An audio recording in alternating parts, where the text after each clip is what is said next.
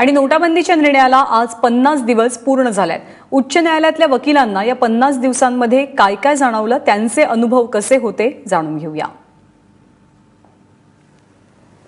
देशात लागू केलेल्या नोटबंदीला 50 दिवस पूर्ण झालेले आहेत आणि 50 दिवसानंतर समाजाच्या अनेक स्तरांना वेगवेगळ्या प्रतिक्रिया उमटतायत। आज आपण आलेलो आहोत मुंबई सेशन्स कोर्टाच्या परिसरात आणि आपण वकिलांनाच विचारूया की चलनबंदीचा त्यांना नेमका काय फरक पडलाय, त्यांना त्यांच्या रोजच्या कारभारात तुमच्या काय फरक पडला चलनबंदी लागू झाल्यानंतर। चलनबंदीचे काही चांगले परिणाम झाले आहेत, तसेच काही वाईटही झालेले आहेत। जे क्रिमिनल ऑफेन्समध्ये आरोपी असतात तर त्यांना आधीच ते बरेचसे त्रस्त झालेले असतात आणि जामीन झाल्यावर जी जामीनची अमाऊंट आहे ती अमाऊंट अरेंज कुठून करायची, बऱ्याचदा ती हाय व्हॅल्यू असते। 50,000 1 लाखाचा जामीन झाला आहे आणि कोर्टामध्ये तर जुन्या नोटा घेत नाही, तसंच चेक घेत नाही। मग अशा याच्यामध्ये त्यांना पैसे अरेंज करणं फार कठीण जातं आणि आणखी त्यांचा त्रास वाढतो।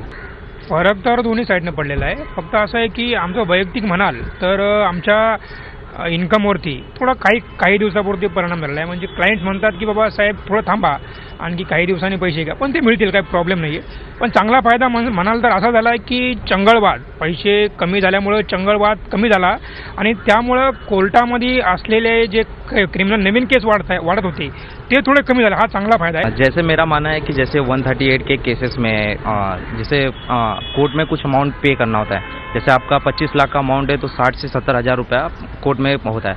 तो अगर आप हाई अमाउंट के जैसे 60,000 17,000 लाओगे तो आप पे पूछेंगे नए नोट आपके पास आए कहाँ से। तो बहुत सी इंक्वायरी है, हालांकि फैसला काफ़ी अच्छा है बट धीरे धीरे सब सिस्टमॅटिक होते जाएगा। आश्चर्याची बाब म्हणजे वकील स्वतःच सांगतायत की कोर्टात नोंद होणाऱ्या गुन्ह्यांची संख्या कमी होते, कुठे ना कुठेतरी डिमॉनिटायझेशनचा असाही फटका नोटबंदीचा आपल्याला पाहायला मिळतोय।